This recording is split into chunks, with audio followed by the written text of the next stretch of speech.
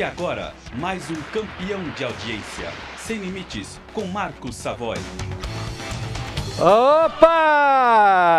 Aleluia! Aleluia! Aleluia, meu queridão!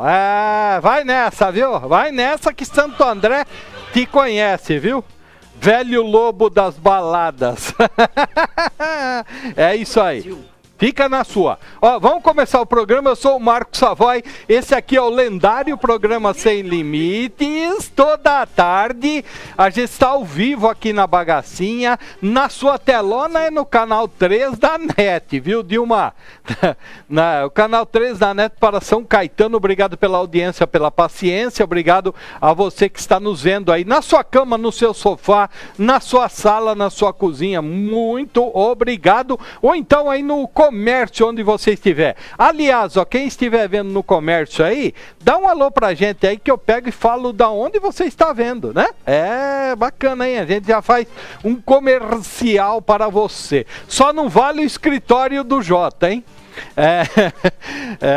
E pela telinha, que é o nosso computadorzinho de mão, nosso celular, você acessa através no Facebook/TV Grande ABC. Obrigado pela audiência. E ainda tem no site também, né? O site nós vamos dar um curso, né, Ed? Nos próximos dias nós vamos dar um curso de como acessar pelo site. Como que chama o cara lá? O MacGyver? O MacGyver tá lançando um tutorial, como acessar pelo site. Ai, meu pai do céu, viu? Com o DJ Ed, o rei das pistas. Você tá voltando, né, Ed, para as pistas aí. Olha, daqui a pouco você pega o microfone aí pra gente falar das pistas, né? Vamos convidar o Dirceu Pelizon, hein, para uma balada, né? Balada da nossa época, né?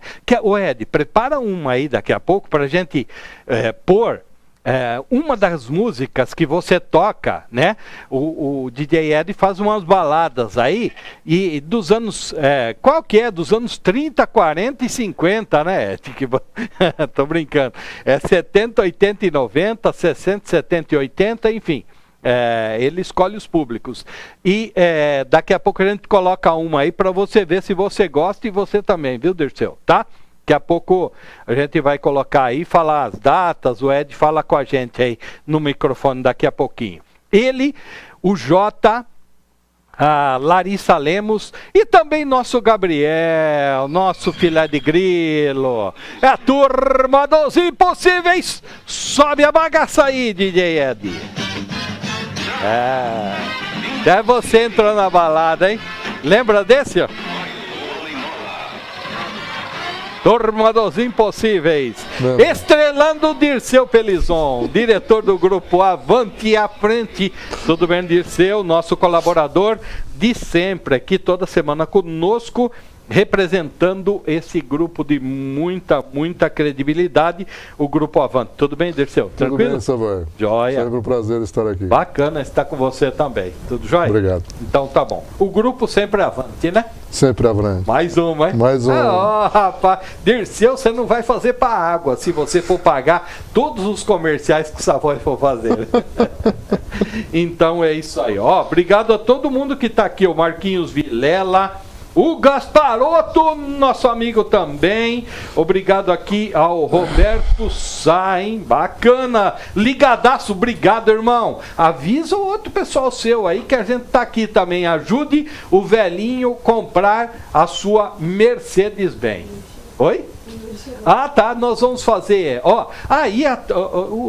já que o Dirceu tá aqui, o Dirceu adora, né, Dirceu, os comerciais antigos, né? Comigo mesmo. Adora. Então, a gente vai colocar um comercial antigo e na volta nós já teremos mais um companheiro como convidado aqui também. Será um prazer. Pode ser? Claro. Pode ser? Sem dúvida. Certo? O DJ Ed já está pegando lá. E aí o Jota vem aqui, viu, Jota? Dá uma olhadinha nessa câmera aqui que eu tô, né? Não tem que dar umas olhadas? Fala uma matéria aí. Aí? Uma materinha? É isso. Uma materinha, então. Vamos lá. Podemos. A primeira aqui eu quero falar com o nosso convidado, Dr. Yuri, tá? Mas a segunda, viu, Dirceu? Trata-se lá da Cracolândia.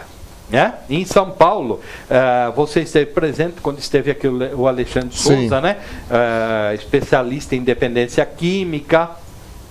E aí a gente falava que os usuários de drogas estavam ocupando lá a Praça Princesa Isabel. Eles tinham saído do local onde foi intitulado Cracolândia e tinham ido para a Princesa Isabel. E na Praça Princesa Isabel a polícia estava muito em cima, né? Pois bem, nessa madrugada, e as informações que a gente tem de momento, é que o tráfico, viu, Dirceu? Os traficantes ordenaram que os usuários se deslocassem para ali, deixassem a praça, olha como está a coisa, deixassem ali a praça e fossem para um outro local que era a Cracolândia, antes desse ponto da Cracolândia, que foi a primeira Cracolândia. Você lembra que teve um rally rola uma vez lá? Sim. Que expulsaram eles de um local, eles vieram nessa Cracolândia, foram para a Praça Princesa Isabel, né? Aí a praça hoje está assim, ó, porque eles saíram de lá, Dirceu. Eles saíram do local, né? Eles saíram desse local, né? E a informação que se tem de momento, né, é que os traficantes determinaram para que eles saíssem de lá e fossem para aí, ó, né? É um pouco, ó, uma migração, né? Eles estavam, ó, no ponto original era um. Aí eles foram para o 2. O terceiro ponto, se eu não me engano aqui, né, Larissa, era a praça, né?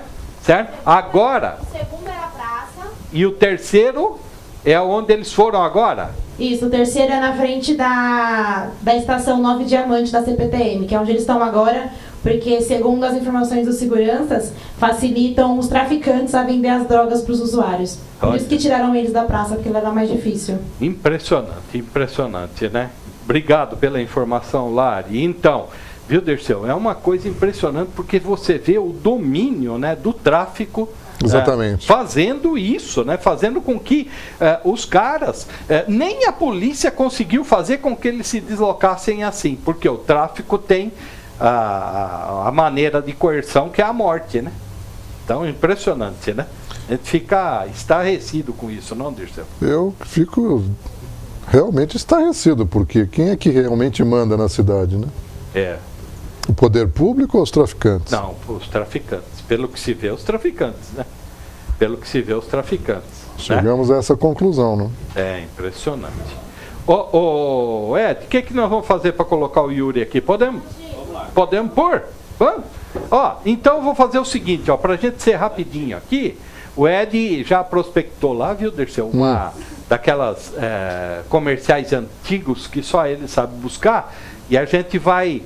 então fazer a veiculação desse comercial antigo e enquanto isso a gente já vai trazendo o nosso querido Dr. Yuri Félix aqui para o nosso estúdio. Pode rodar aí, Ed, por favor. Que é isso, dona Nina? Ué, tô me pintando na aula de pintura, professora. Claro, claro. E aposto que esse é o estojinho que vem com a minha nova melicinha, professora. Acertei? Não, música. Será que você podia me emprestar um pouquinho? Eu te devolvo no final da aula. Não. Cadê, professora? Pode levar. A senhora tá mesmo precisando de uma corzinha. A senhora tá tão pálida.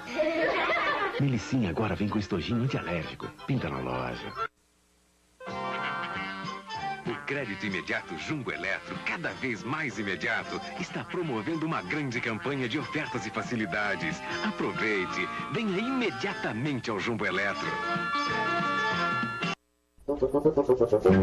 Que sucou o Vita, que bom que chegou.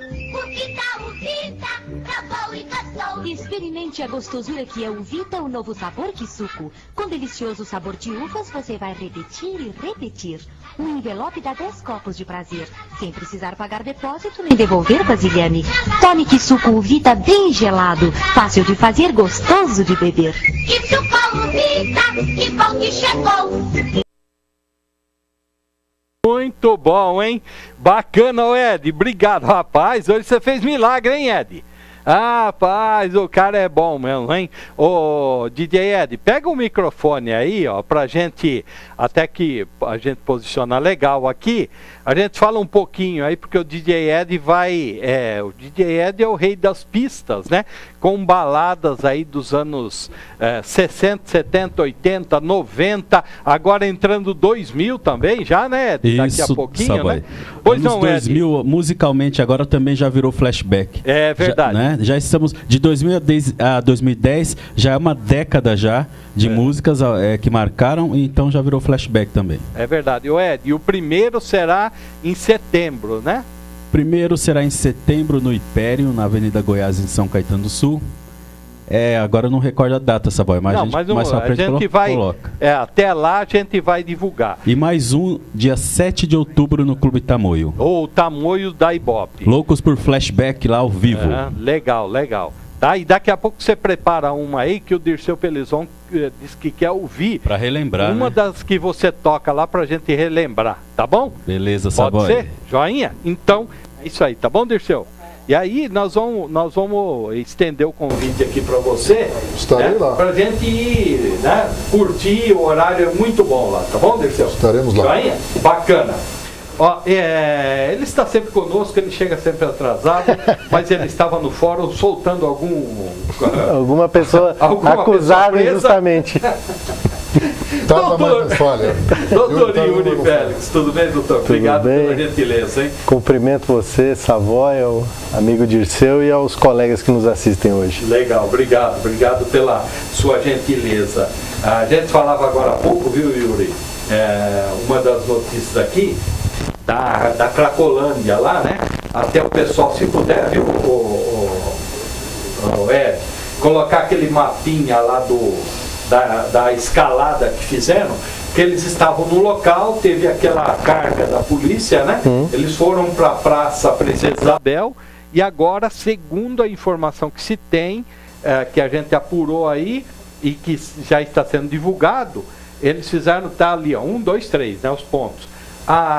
O tráfico ordenou que eles saíssem da Praça Princesa Isabel nessa madrugada e fossem para outro ponto, tendo em vista que na Praça Princesa Isabel estava muito policiado e o tráfico não estava conseguindo fazer o seu trabalho, né?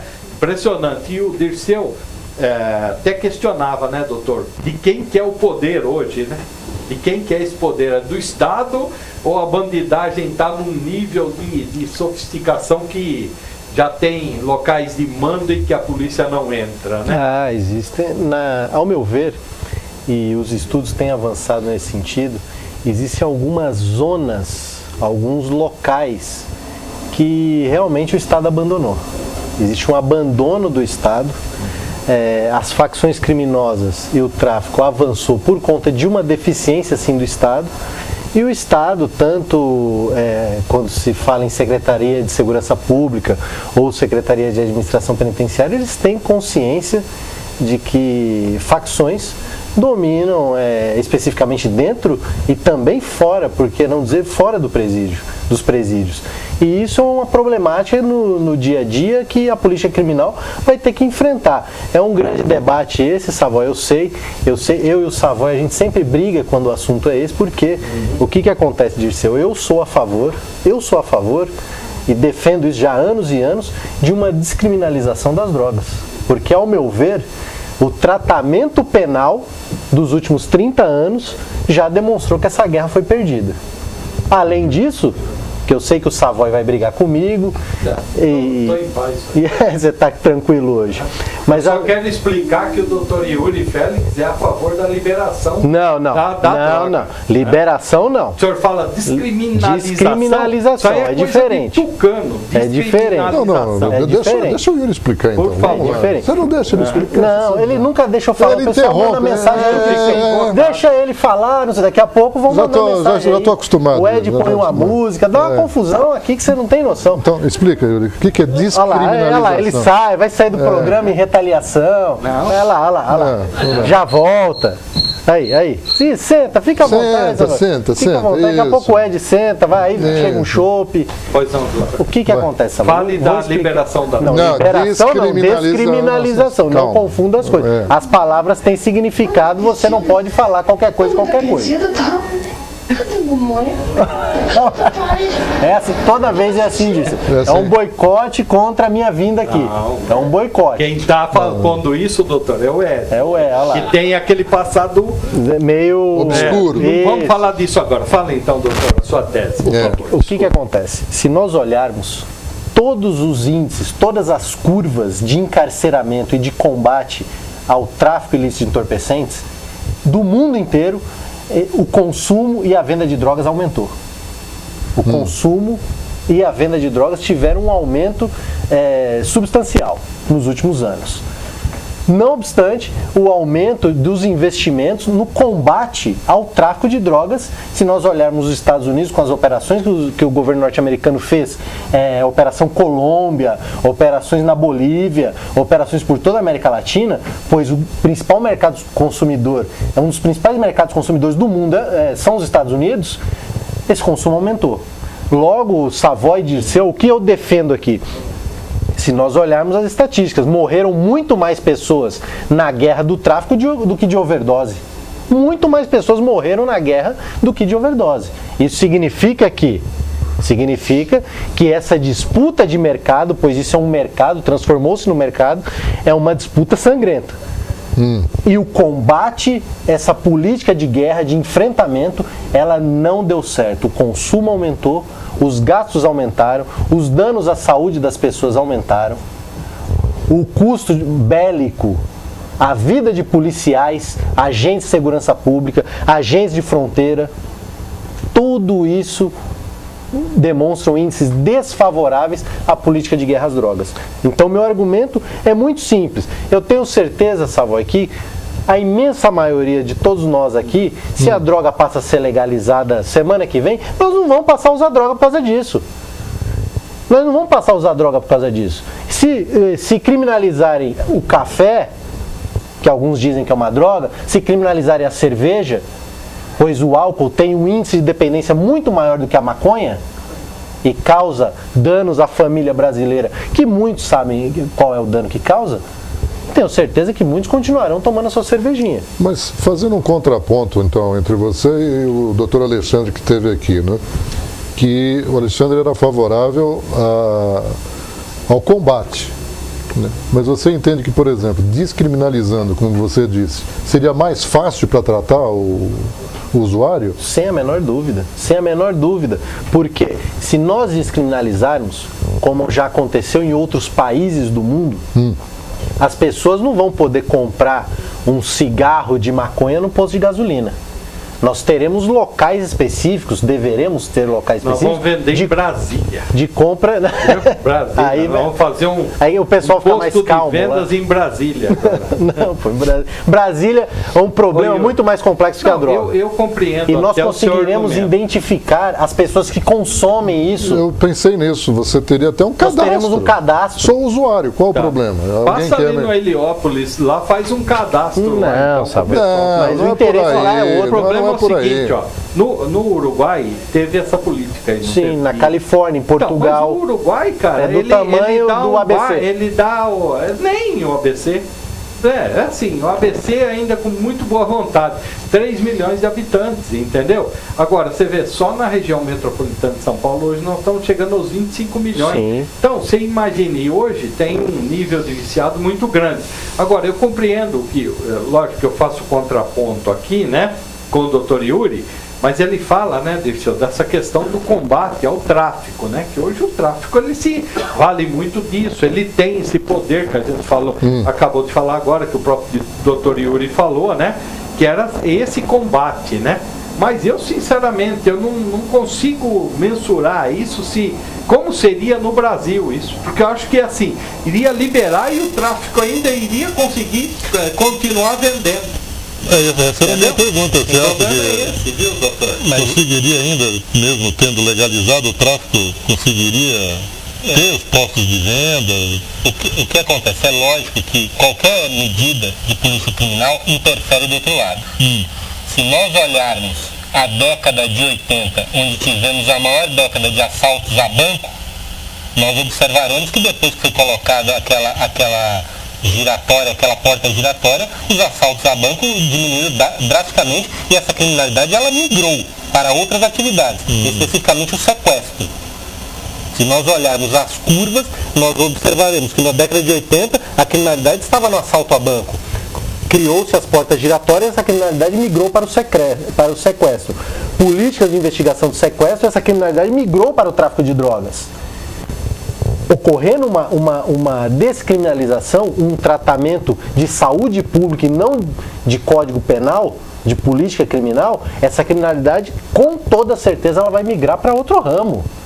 Mas nós teremos que fazer a experiência, pois sabemos que um consenso entre nós já existe, que a política criminal que ocorre nos dias atuais e nos últimos 20 anos, ela fracassou. Ela fracassou. Se ela tivesse dado certo, hoje nós não estaríamos aqui debatendo a Cracolândia. Então, Dirceu, respondendo a sua pergunta, a criminalidade, como todo empresário no mundo, como todo indivíduo no mundo, ela vai se reinventar, ela vai migrar para outro setor da criminalidade. Mas, evidentemente, o Estado terá que dar uma resposta quando isso ocorrer. Mas as respostas que se apresentam hoje são insuficientes. Eu sempre ouço, até em conversas com o pessoal ligado à segurança pública, polícia militar, exatamente isso, que o crime não acaba, ele migra, ele muda. Sim. Né? Agora, a inteligência é tamanha a esse ponto? Não, existe um planejamento de estudos. Não, mas existe um planejamento de estudo, de viabilidade econômica do próprio crime? Não creio que eles tenham isso, mas eles têm necessidade de ter grana, então eles procuram onde está mais fácil. Eu te dou um exemplo, Dirceu. Tivemos, e isso no Rio de Janeiro. Rio de Janeiro é um local, um exemplo imenso. 2 semanas atrás eu estava dando aula no Rio.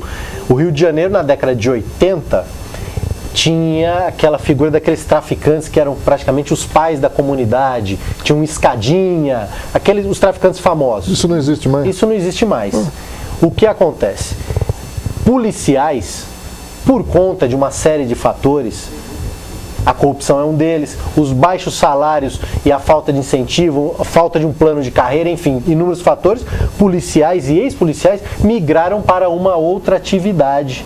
Pois no momento em que se esgotou esse traficante glamuroso, digamos assim, da década de 80, e o traficante passou a ser aquele que achacava a comunidade, que explorava a comunidade, surgiu a figura do miliciano, do policial, que surgiu para acabar com o tráfico, que inclusive ex-prefeitos e ex-governadores do Rio de Janeiro chegaram a defender a milícia publicamente. Se os colegas procurarem no Google, eles acham. Chegaram a defender. Alguns foram até vereadores. Sim. Né? A bancada da milícia na Assembleia Legislativa do Rio de Janeiro e na Câmara de Vereadores. Só que a milícia também não exploramos o tráfico de drogas, a princípio, porque hoje também já existe essa discussão de milicianos explorando o tráfico de drogas. Mas nós vamos explorar o comércio da água nos morros do Rio de Janeiro, gás, internet, o NetCat, que é o gato da internet e da TV a cabo.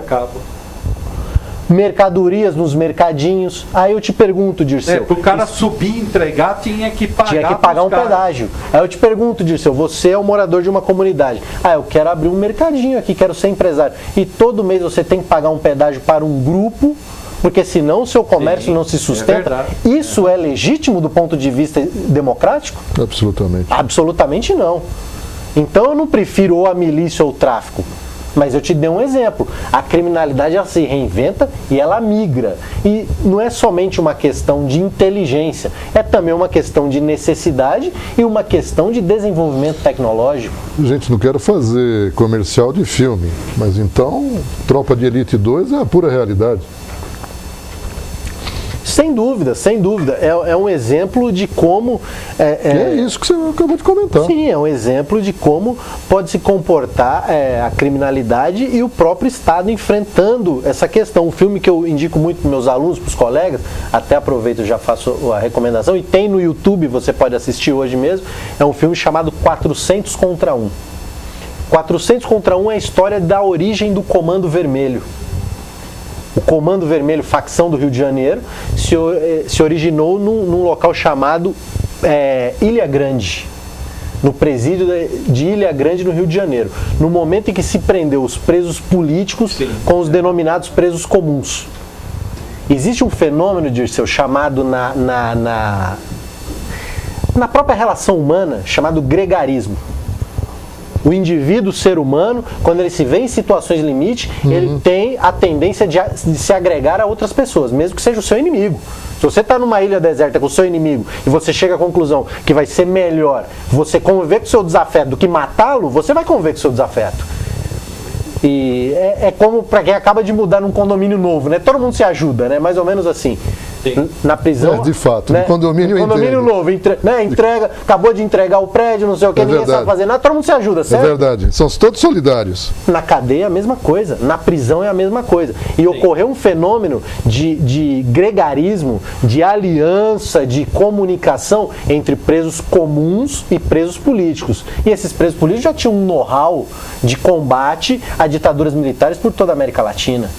E esses presos comuns aprenderam técnicas de guerrilha que eles usaram para assaltos a bancos, para sequestros. O sequestro do empresário Abílio Diniz no final da década de 80 usou técnica de guerrilha. Foram utilizadas técnicas de guerrilha. E hoje se usa muito isso. Nas explosões aí de caixa eletrônica e tal, porque já tem um know-how, né? Já tem, porque esse know-how é passado, é como um conhecimento que, eu costumo dizer, como um conhecimento de tribos, né? Nada era escrito, a coisa era falada. Sim. Então é um conhecimento que é passado de boca a boca, por gerações. E o cara Bambambam de São Paulo, Marcola, ele serviu nas Farc, né? Ele teve um treinamento? Desempenho, eu desconheço teve um treinamento, ele teve esse serviço. Aliás, o irmão dele, até pouco tempo, o irmão do Marcola, até pouco tempo era Bambambam nas Farc, né? Então, ele é um cara que estuda muito. Por exemplo, foi fotografado uma vez, numa das celas em que o Marcola estava, aquele livro lá, como que é, o negócio da guerra lá, né? A Arte da Guerra. Entendeu?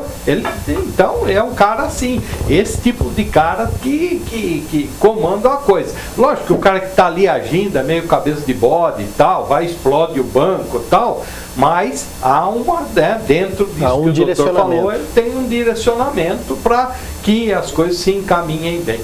Então é isso. Por isso que chama crime organizado. Sim. Porque é organizado. Não, porque o Estado é desorganizado. Né? Porque o Estado é desorganizado. O Estado é desorganizado ou o Estado é incompetente? Olha, o Estado é conivente. O Estado é conivente? O Estado é conivente. Vocês estão muito poeta hoje. Hoje a gente está inspirado. Inspirado. Ô Ed, tem aquele rapaz perguntando aqui, vamos perguntar pro doutor Yuri aí. Aquele rapaz lá de Brasília. Tem? Pergunta aí, então põe o doutor Yuri na tela pra gente perguntar para ele aí. Certo? Quando tiver aí, lembrando que a gente vai fazer um boletim aqui esportivo daqui a pouco, né? E a gente retorna, porque temos aqui o Dirceu Pelizon. Adivinha quem está falando? No vídeo vocês adivinharam. E aí? E aí? Próximo presidente do Brasil tá falando disso. Pior do que tá, não fica. E aí, doutor? Fica. Olha, piorar não tem limite. Olha, como hoje é chavão, né? Pra piorar é sem limite. E o Dirceu ficou muito bolado. Dirceu, bolado? Isso aí, ele ficou muito atormentado. Ele é moderninho, Dirceu. Ficou boladão. Quando usa-se um negócio, fica bolado, entendeu, mano? Você não é do ramo, mano? Não, cara, eu sou. Então, mano, você tem que vir pro gueto, mano. Que agora eu tô aqui é a favor de liberar a bagaça, mano. Não. Não deturpa essa voz, não deturpa. Então, e aí nós temos um rapaz aqui que vai falar com o senhor. Tem aí o menino? Tem? Então põe ele para falar com o Dirceu. Vamos ver a reação do Dirceu enquanto o menino fala com ele. Vamos lá. Lá vem coisa. É a hora que a chance ele dá um alô. tá? O Ed já até sabe quem que é. Olha lá. O DJ Ed tá procurando aqui. Como é que Pelé consegue transformar numa bola? Não, esse aí é depois. Esse aí é depois, Ed. Esse aí é depois. Ô, Ed. Ó, Ed. Aí não é, né, depois Ed? então Achou? Não, né, Ed? Mamãe? Cadê mamãe? Mamãe tá perdida? Mamãe tá perdida, tá? Cadê mamãe? Cadê papai? Papai fugiu? Esse aí passou lá, entendeu? Ele passou lá tomar uma. Fugiu? Papai fugiu? Rapaz. É isso aí, minha gente. Você espera uma reação minha por isso aí? Os caras aqui estão me detonando aqui, viu, Ed? Por causa de vocês aí, ó. Tá vendo? Ó, o pessoal tá tudo detonando. Ó, deixa os caras falar, tava um programa sério, você já vem deturpar tudo, mano. Ó, pelo amor de Deus, o que é isso? Não viu? dá, né? Assim não dá, né? Dr. Yuri Félix conosco, advogado especializado na área criminal, professor, escritor, né, doutor? Como que é o nome daquele livrão nosso lá? O livro que eu lancei recentemente é o Novas Tecnologias de Prova no Processo Penal. Bacana. O DNA na delação premiada. Daqui 2 meses, inclusive eu volto aqui para lançar aqui, vai sair um sobre Tribunal do Júri. Bacana. Esse aí já o senhor nem tem mais porque já acabou, né?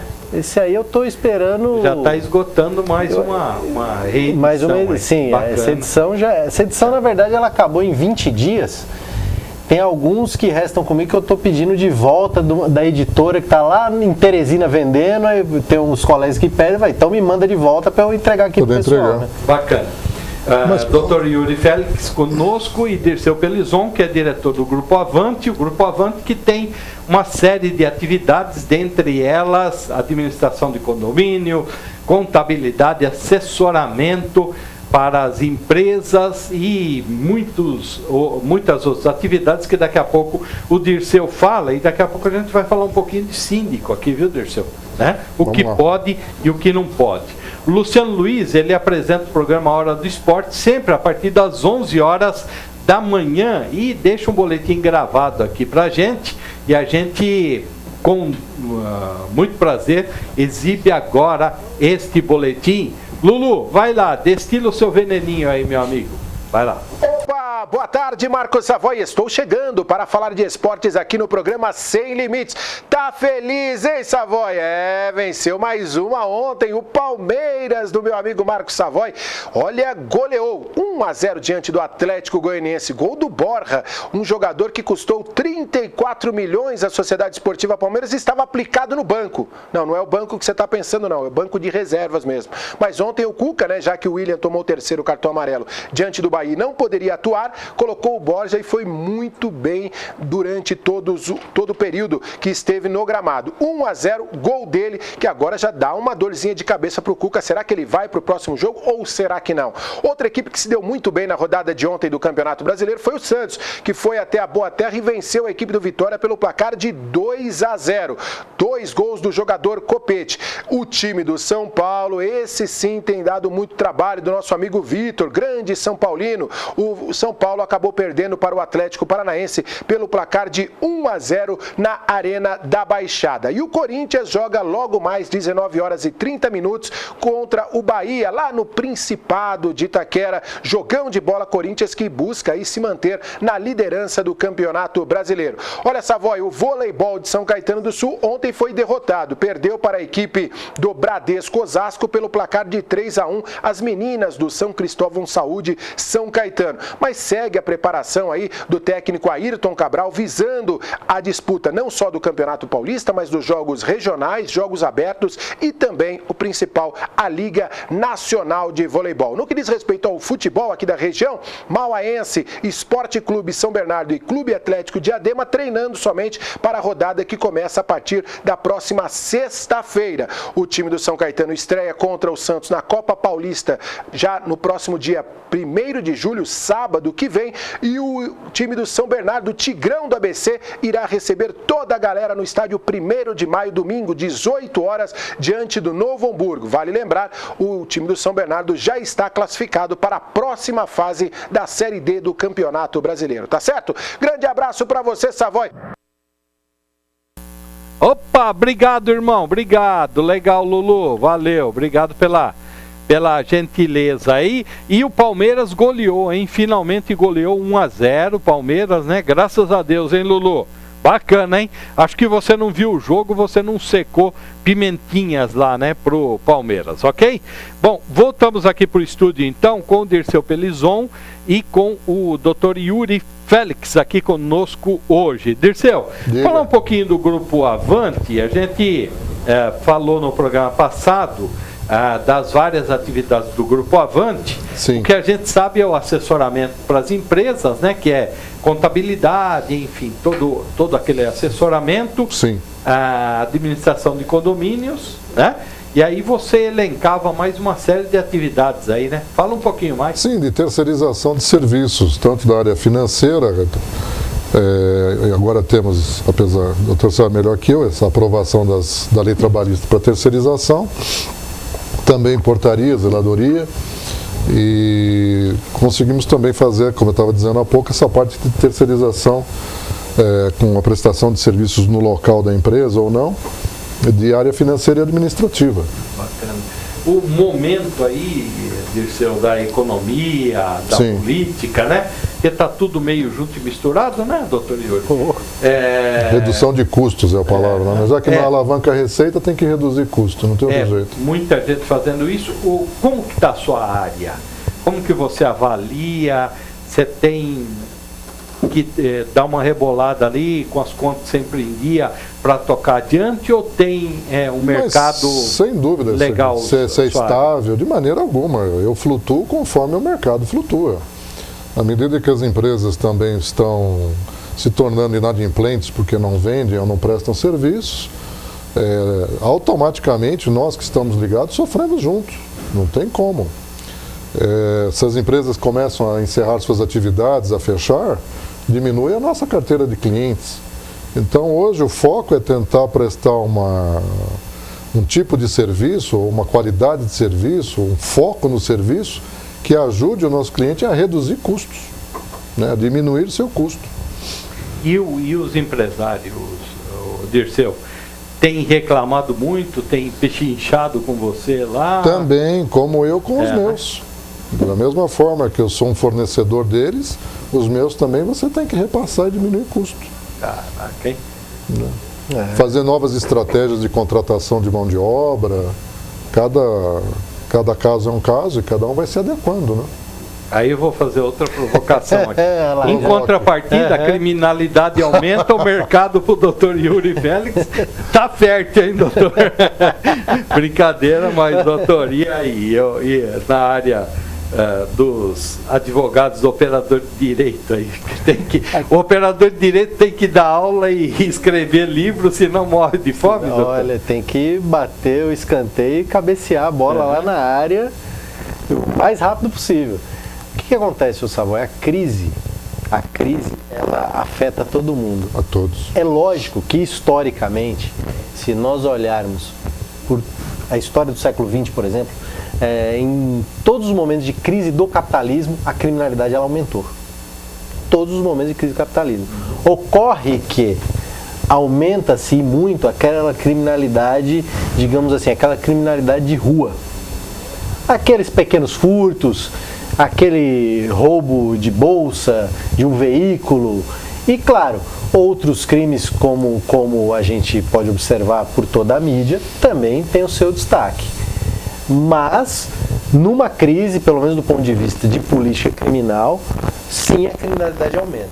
No entanto, nós temos aí um problema social, que é uma criminalidade mais aquela que o Savoy gosta de falar, aquela raia miúda, aquele pessoal que está muitas vezes em condição de miserabilidade.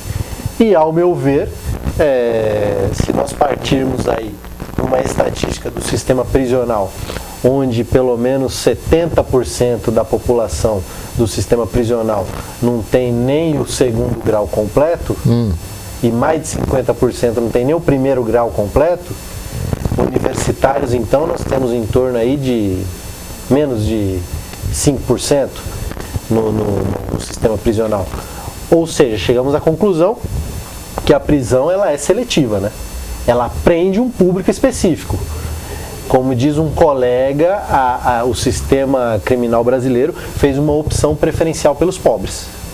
Mas não é esse povo de menor escolaridade, que tem menos chance, que tem condições de ser mais cooptado pela criminalidade?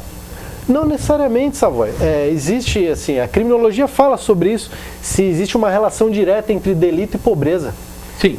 Sim. Mas eu digo assim, a pessoa a pessoa está ali, né? Vamos aquele negócio antigo lá, o cara tá vendo o moleque tá vendo o outro com tênis bonito, tal, ele não tem, na pobreza, se ele tem uma oferta de partir para criminalidade, ele não parte? Não necessariamente, o Savoy, porque o que acontece? A sociedade, como toda sociedade desenvolvida, ela é uma sociedade complexa. Nós temos mecanismos na nossa sociedade como a família, mas a família é desestruturada. Muitas vezes o indivíduo frequenta uma igreja, que são os mecanismos de controle, que fazem realmente de controle, que fazem com que ele tenha um determinado comportamento. A própria sociedade, né, Dirceu, doutor, né, eles têm esses mecanismos que ajudam, porque o Estado é, como o Dirceu falou, é incompetente, o senhor mesmo. Pois o Estado, nós temos uma crise de Estado hoje. Sim. Nós vivemos um período, e ao meu ver é um período perigoso, porém um período rico, né, do ponto de vista de reflexão, que é um período de desmoronamento das instituições e da própria democracia. É uma crise de ética e moral, né, também, né? Sim, é que essa crise, ao meu ver, essa crise ética que nós vivemos, e vivemos sim, ela advém em um primeiro momento dessa crise de democracia que nós temos, de um conceito de cidadania que o brasileiro não sabe o que é. Muitos dos brasileiros conhecem o Estado, aquilo que ele faz de Estado é um policial militar, muitas e muitas vezes metendo o pé na sua porta ou andando lá pela sua comunidade, enfim. Ele nunca viu um juiz na vida dele, nunca viu um promotor na vida dele. Nunca viu um médico do SUS na vida dele. Ele não conhece o Estado que ele conhece é a polícia. É sinônimo de polícia. E esse outro Estado, Dirceu, desculpa só interromper mais uma vez. Esse outro Estado quer ser o paizão, dá cesta básica, dá um monte de coisa ali para cooptar votos, tal, não é o errado. Dá o peixe, né? Dá o peixe, ensina a pescar, né? Hein, turma? O que acontece? Eu até vou deixar o Dirceu também dar a opinião dele, que, ao meu ver, Savoy, nem tanto ao céu, nem tanto à terra. É evidente que algumas pessoas não têm a menor condição de sobrevivência nos rincões do nosso país. Se você vai lá no interior do Piauí, você vê isso. Você vê isso. Que eu já estive lá. Pode ir no interior do estado de São Paulo também, que você vê isso. Aí não tenho notícias disso. Mas esse... Então essas pessoas, elas não podem ficar desamparadas pelo Estado. O Estado vai ter que fazer alguma coisa. Só que o Estado, por sua vez, tem que propiciar e exigir que essas pessoas se desenvolvam economicamente, intelectualmente. Então o Estado deve promover uma via de mão dupla. No momento em que ele possibilita inicialmente uma sobrevivência do indivíduo, ele também deve exigir desse indivíduo que esse indivíduo venha se aprimorar e venha melhorar sua condição de vida, venha cumprir certos requisitos. Isso é uma exigência, ao meu ver, elementar. Não simplesmente dar por dar e de 4 em 4 anos lembrar desse indivíduo ou o indivíduo lembra dele. Você que conhece a fundo, né, a questão da criminalidade, eu tenho um conceito, eu espero que não seja um pré-conceito, né? Mas na medida em que você vê, como presidente da República, que eu entendia que era o cargo máximo que um cidadão podia ter dentro de um estado, de um país, você vê lá um sujeito semi-analfabeto, sem cultura nenhuma, sem conhecimento nenhum, gerenciando e controlando um país inteiro, você não acha que isso é altamente desmotivador para que você que quer estudar, que quer se desenvolver, quer se aprimorar? Olha, aí você está falando do Lula. Especificamente. Olha, Dirceu, o que acontece? É claro que isso nos remete a uma declaração do ex-presidente Lula dizendo que a única faculdade que ele teve foi a vida. Isso. E dá a entender, eu não sei se essa foi a intenção dele, porque enfim, não estamos dentro da cabeça dele, dá a entender ele menosprezando o conhecimento, dá a entender isso. Ao meu ver, ele, enquanto presidente, qualquer outro presidente que fizesse esse comentário, não é porque é ele, ao meu ver, ele presta sim um desserviço. presta um desserviço, presta um desestímulo. Mas, por outro lado, o Dirceu e Savoy, eu sou muito tranquilo com relação a certas coisas. Mas não mostrou também que uma pessoa simples pode chegar lá em cima? Eu ia falar justamente isso. Eu sou muito tranquilo com relação a certas coisas. Se o princípio é democrático e a maioria decidiu que aquele indivíduo deve representar a todos, cabe a mim fiscalizar, criticar e votar. E caso eu não concorde, e trabalhar para que na próxima eleição isso não se repita. Isso é elementar da democracia. Ao meu ver, presidentes que são péssimos são substituídos pelo meio do voto e não por meio de qualquer outro subterfúgio. Mas essa é a minha posição. Tá. Você tem acesso a dados estatísticos. Partindo-se do início, quanto tempo o PT ficou no governo? 13 anos. 13 anos. Você tem dados se o índice de criminalidade desse período aumentou? Porque assim, por exemplo, desse período, o nível de violência também aumentou? Na criminalidade? Porque, por exemplo, como é que chama quando é furto, assalto com morte? Latrocínio. Latrocínio. O nível aumentou? Aí nós temos um problema que precisa ser equacionado. O latrocínio, e isso pode parecer chocante no primeiro momento, qual é o método estatístico utilizado? Tudo aquilo que apresenta menos de 1% na minha estatística, eu posso desprezar. Logo, os índices de latrocínio, do ponto de vista estatístico, eles são desprezíveis, pois são menos de 1% da totalidade dos crimes. Menos de 1%. Por incrível que pareça. Então, se nós olharmos uma estatística, isso nos últimos 10 anos, se nós olharmos qualquer estatística, você observa que o crime de latrocínio, roubo seguido de morte, ele apresenta menos de 1%. É que ele choca mais, né? Exatamente. Uma pena altíssima, um crime bárbaro, um crime hediondo, um crime que tem um tratamento político criminal totalmente diferenciado, é um crime que ataca o maior patrimônio do indivíduo, que é a vida e o seu patrimônio. Mas, do ponto de vista estatístico, nós podemos dizer que ele, estatisticamente, ele é ridículo, pois ele tem menos de 1%. Mas você acha confiável esses dados? Então, aí nós temos um problema de estatística no Brasil. Algumas estatísticas de algumas fontes, realmente eu confio. Até mesmo de organismos internacionais. Se você pega estatística de organismos internacionais no que tange a droga, por exemplo, nós observamos que 80% das mulheres presas hoje estão presas por conta de tráfico ilícito de entorpecentes. 80% das mulheres presas. Quiseram fazer uma presa lá pro companheiro, pro marido e tal. Via de regra. Foi nessa, se ferrou e o marido abandonou e tá com outro. O que é presa? Traduz? Presença. Presença, parça. Eu preciso me atualizar com o vocabulário. Ela não é, doutor? Fazer uma presa lá. Via de regra, a mulher encarcerada por conta do tráfico ilícito de entorpecente, ela foi encarcerada em duas situações. Majoritariamente, ela foi encarcerada levando droga para o seu companheiro preso. Ou porque esse companheiro é viciado, ou porque ele tinha uma dívida que precisava ser paga. E é paga com droga, ou por qualquer outro motivo, ou porque ele comercializa lá dentro, enfim, N situações. Então, só interrompendo, droga é moeda corrente? Sem dúvida. E a Secretaria de Administração Penitenciária sabe disso. Sabe disso. E negocia, hein, doutor? Até negocia, às vezes. Estado sabe disso. Então negocia para que isso seja, para ficar tranquilo o presídio. Olha, eu tenho alguns colegas que conhecem o sistema prisional muito melhor do que eu, eles dizem o seguinte, que no sistema penitenciário, sem maconha e futebol, é inadministrável. Não há como controlar. Não há como conter os ânimos. 3 coisas, basicamente.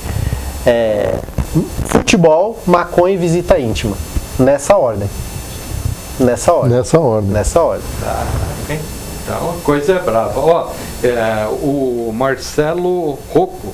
Sim, gente da melhor qualidade. Está mandando um abraço para o senhor, doutor Yuri, ressaltando aí a sua capacidade, né?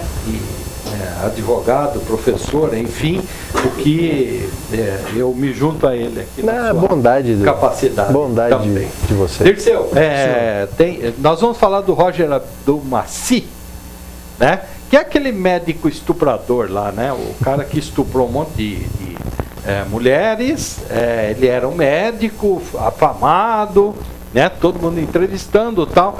Hoje ele tem 74 anos e ele está com aqui com uma situação que eu vou submeter aqui ao Dr. Yuri Félix. Deixa eu ver como que a gente está, dá tempo.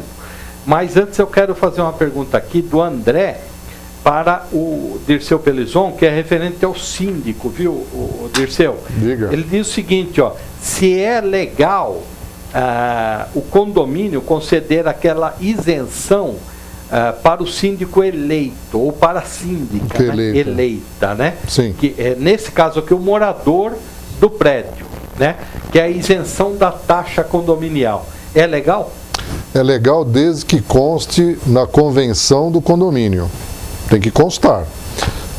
Não consta, como faz? Pode fazer uma eleição onde todos vão votar a favor da isenção. Atenção, isenção da taxa condominial. Fundo de reserva, despesas extraordinárias, o síndico ou a síndica tem que pagar. Tá. Pintura do prédio lá. Tem que pagar. Tem que pagar. Caiu o muro.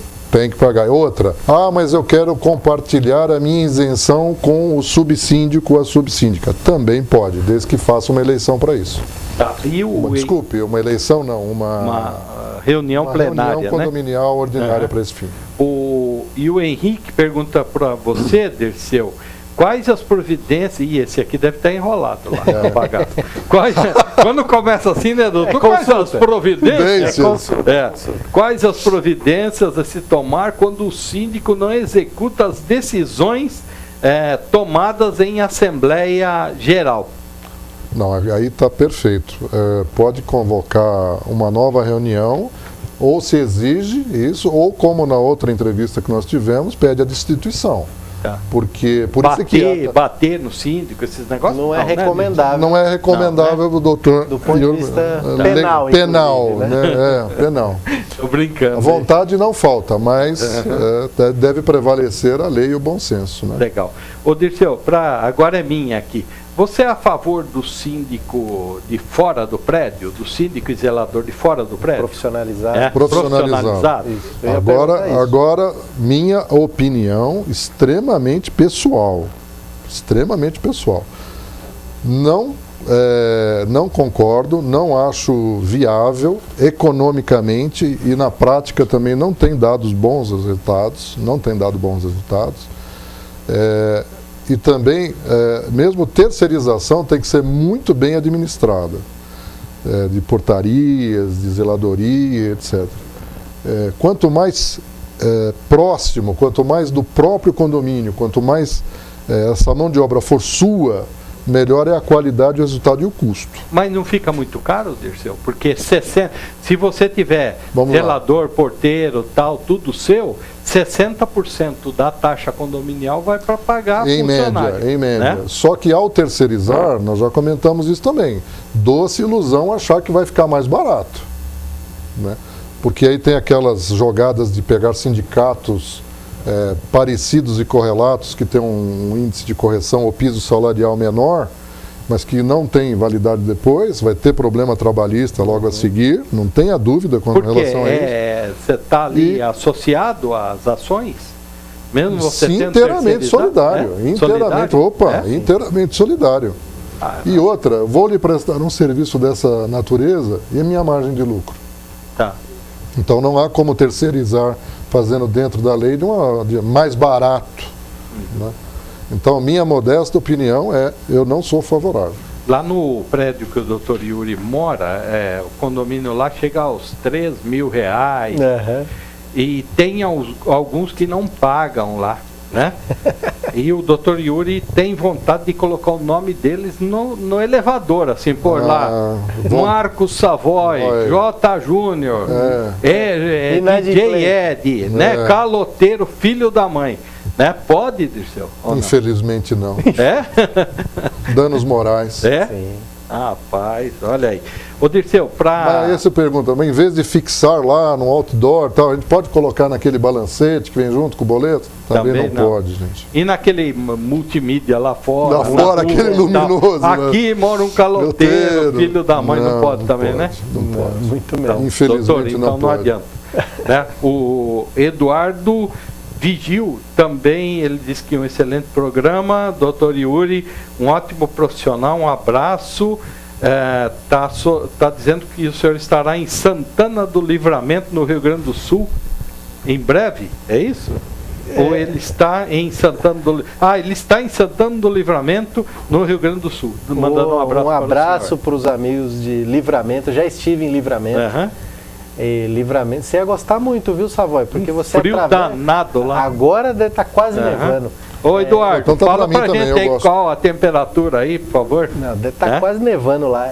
Livramento, você atravessa 2 ruas e está em Ribeira, no Uruguai. Aí você pode almoçar no Brasil, jantar no Uruguai, compra aquele perfume. Não, o senhor foi comprar outra coisa no Uruguai. Eu comprei aquele óculos ali, aquele óculos que está ali em cima, eu comprei em Ribeira, inclusive quando eu estive. Porque o Uruguai é liberado lá, viu, doutor?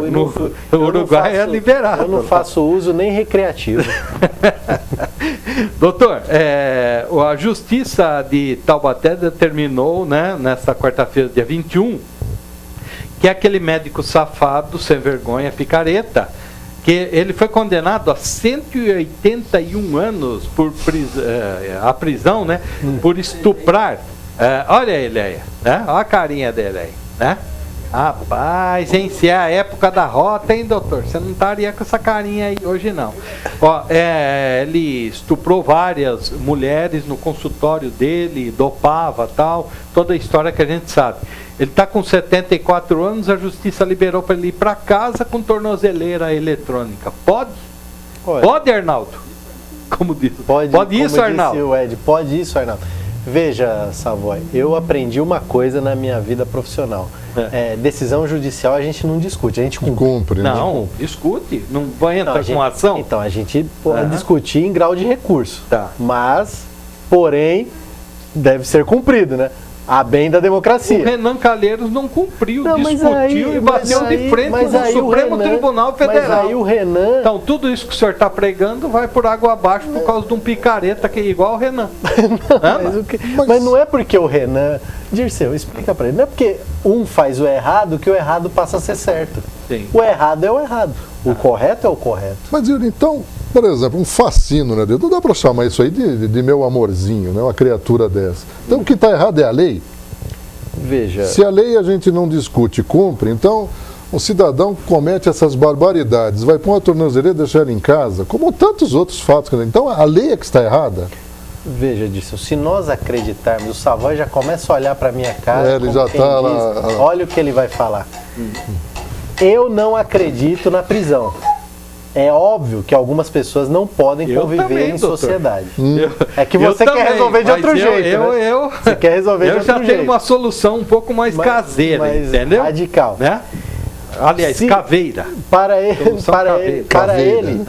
ele ter este direito de cumprir a sua pena domiciliar, em regime domiciliar, é porque os médicos do Estado chegaram à conclusão que ele tá ruim, à conclusão que a prisão para ele teria algum efeito nocivo para a sua saúde. Então tadinho. Nós temos... Tadinho dele. Assim, o que acontece, o Dirceu? É óbvio que nós temos repulsa por um indivíduo que foi acusado e condenado pela quantidade de crime que ele foi. É óbvio.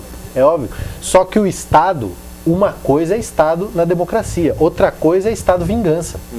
Eu tenho que agir dentro da Constituição e dentro da lei, até mesmo para punir o maior inimigo da sociedade. E a lei, ela deve servir para o meu amigo, para o meu inimigo, para o meu vizinho, para o meu desafeto, e para o meu pai, para o meu irmão.